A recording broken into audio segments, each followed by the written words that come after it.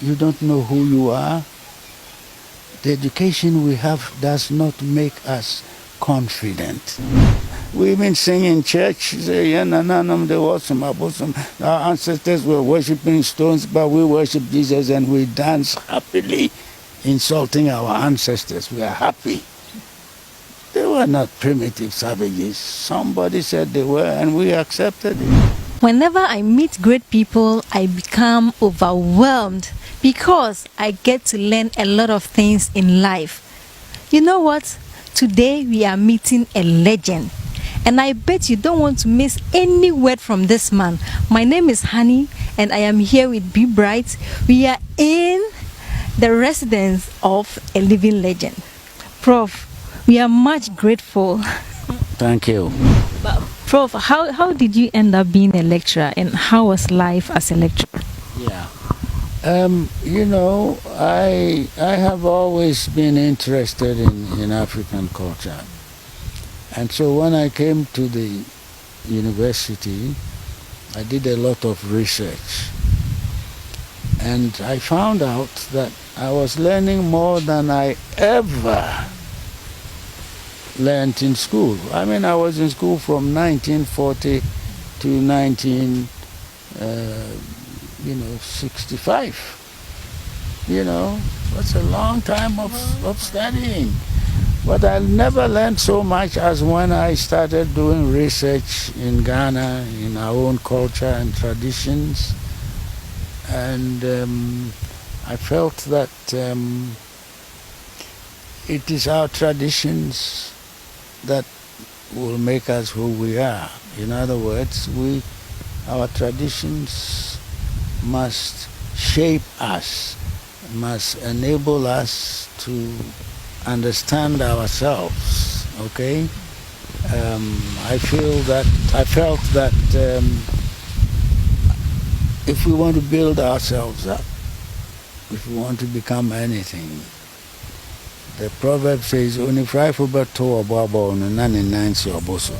before a blind person can throw a stone at you, he must be standing on a stone. It means we need a foundation that will give us strength and confidence. Okay? And if we are to become a confident people, we need to stand on something. We cannot stand on borrowed culture, borrowed religion. The confidence must come from our own culture. But unfortunately, we seem not to have any faith in our culture. We despise our culture. We call ourselves names. We put ourselves down. And yet our culture is what is going to make us. Our ancestors said, every bird flies with its own wings. There can people say, Anomana wadin wonen tabamu. It is our culture. But that's the last place we want to look. You see, our ancestors said, borrowed water never quenches thirst. You see, so our confidence will come from our culture. That is where our foundation lies. And if we ignore that, we will be hanging. And we have been hanging for 64 years. We will not admit it, but the evidence is all over. It is people who lack confidence, who will live like the way we do, who will leave things in such a mess around us. If we had confidence in ourselves, we wouldn't tolerate what we see around us. We would create an environment that suits us, an environment that reflects us. But the environment that you find has a very unfortunate reflection on us as to who we are.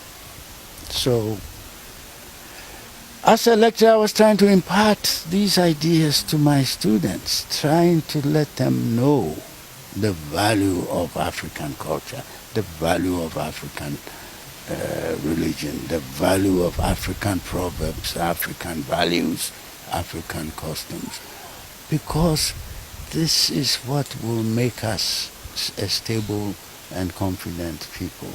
We will not admit that we are not confident, but it is true. If we are confident, what does the educational system do to us? You go from first grade to university, but what do you know? You don't know about even the meaning of your name. You do not know the meaning of your name. You do not understand your culture. You don't know who you are. The education we have does not make us confident. If it did, we wouldn't be facing such challenges that seem to overwhelm us. So self-knowledge, I believe, is the basis of all knowledge. It's the basis of confidence. And without confidence, we can't do anything. Where is the confidence going to come from? It's not going to come from a borrowed culture. It has to come from us, from inside, from our culture. Okay? And in all my teaching experiences, I have found that the confidence I have that enables me to teach, to go to America. I've been to China, Korea, Japan, Indonesia, Sri Lanka, India, and Taiwan, and all these places, giving lectures about African culture. The confidence I have comes from my culture, because otherwise I wouldn't have anything to say. But because I have studied our culture, there's nothing anybody can say that I cannot say. When I tell people about our proverbs and so on, they are surprised. But where is this coming from? Well, it's coming from our ancestors. It's right here. But we ignore the strength and the wisdom that we have. And of course, they say in Kenya, if you make yourself grass, goats and sheep will feed on you. We've made ourselves grass. We call ourselves pagans and fetish, and we even sing in church, our ancestors were worshipping stones, but we worship Jesus and we dance happily, insulting our ancestors. We are happy. They were not primitive savages. Somebody said they were, and we accepted it. Somebody can say they were primitive, but what do you say? And it is out of ignorance that we describe our ancestors as primitive savages. And of course, unfortunately, and this is to the young people, you see, we seem to be the only people who call their ancestors primitive savages, pagans, fetish, and so on. The Chinese have never called their ancestors savages or primitive people. So, Prof, are we on the wrong path? Yeah, definitely we're on the wrong path. We're on the wrong path because we have chosen to live on a borrowed culture, but not our own. You see, our ancestors said, borrowed water never quenches thirst. That's an advice that we need to hear. Our ancestors also said, copying everybody all the time, the monkey one day cut his own throat. We've cut our own throats by copying everybody. We don't even know. And our ancestors said, you don't borrow somebody else's teeth to smile. Smile with your own teeth. Don't we have teeth? Don't we have a culture? Who is to study it?